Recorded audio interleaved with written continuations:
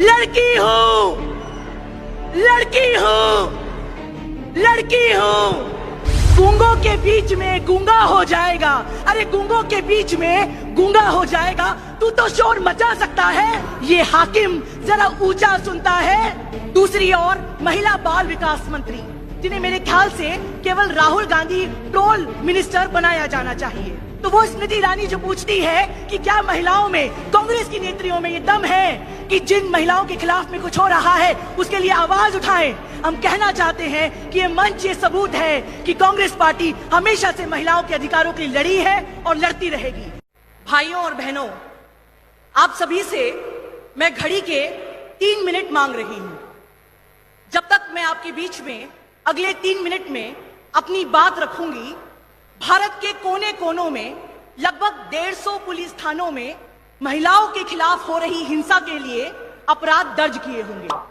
लेकिन एक और जहां केवल 150 केसेस हिंसा के रजिस्टर किए जा रहे हैं, उसी और इन अगले 3 मिनट में देश के कोने कोनों में हजारों ऐसी बच्चियां होंगी जिनको छेड़ा जा रहा होगा, जिन्हें किसी बंद कमरे में बिठाकर जबरदस्ती दारू पिलाई जा रही होगी, जिनसे ये कहा जा रहा होगा कि तुमने पढ़ाई तो कर ली लेकिन अपने भाई के बराबर का हक मत मांगो। ऐसी हजारों लड़कियां होंगी जिनके मृत शरीर को लेकर उनके माँ बाप एक मॉरेटोरियम के सामने खड़े होंगे, और ऐसी कई लड़कियां होंगी जिनको नग्न कर कर सड़क पर घुमाया जा रहा होगा। ये सब कुछ भारतवर्ष में अगले 3 मिनट में घटेगा। लेकिन सवाल है कि इस चुप्पी के साम्राज्य पर बोल कौन रहा है? एक तरफ प्रधानमंत्री मोदी, जिन्हें यह तक नहीं पता कि महिलाओं के खिलाफ हो रही हिंसा कोई नई बात नहीं है। यदि इतिहास को देखें तो दूसरे विश्व युद्ध से हमें पता है कि जब 2 गुट आपस में लड़ते हैं तो महिलाओं के शरीर को एक पॉलिटिकल टूल, एक पॉलिटिकल वेपन बनाया जाता है, अपने प्रतिद्वंदी को नीचा दिखाने के लिए। लेकिन प्रधानमंत्री कहते हैं कि मणिपुर में जो घटना घटी वो बहुत ही दुर्भाग्यपूर्ण है, उसे मणिपुर की बड़ी हो रही हिंसा से अलग करने की कोशिश करते हैं।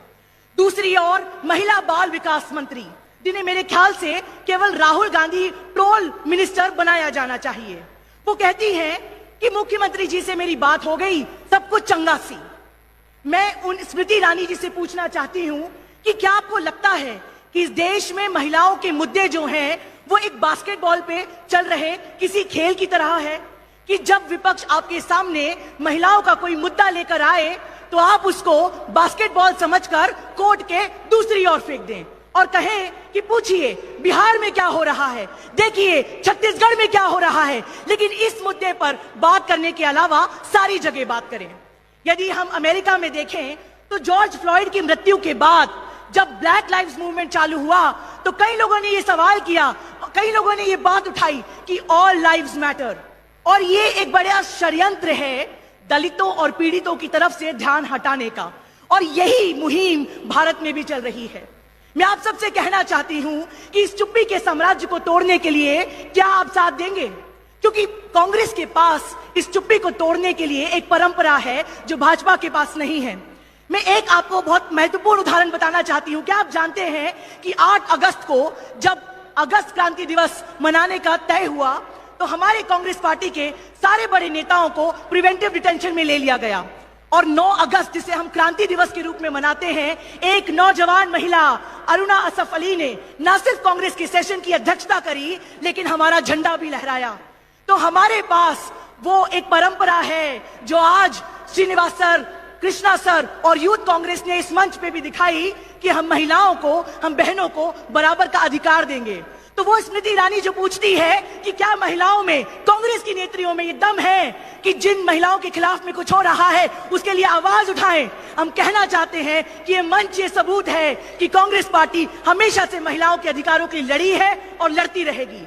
लेकिन अंत में जाते जाते मेरे आप सभी भाइयों से, बहनों से एक ही कहना है, हम यहाँ बेहतर भारत की बुनियाद रखने आए हैं, और ये बेहतर भारत की बुनियाद कैसी हो ये हमारे संविधान ने पहले ही स्पष्ट कर दिया, 3 शब्दों में परिभाषित कर दिया, स्वतंत्रता, समता और बंधुत्व।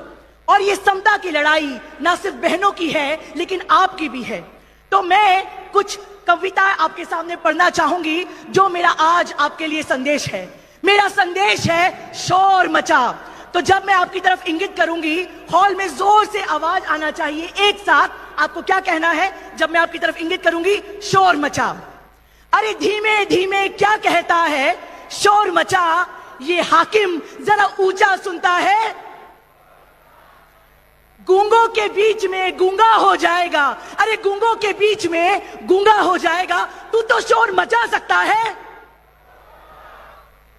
जब अपने हक की लड़ाई और आवाज के लिए दस्तक चलाने से हक ना मिले, शोर मचाने से हक मिलता है।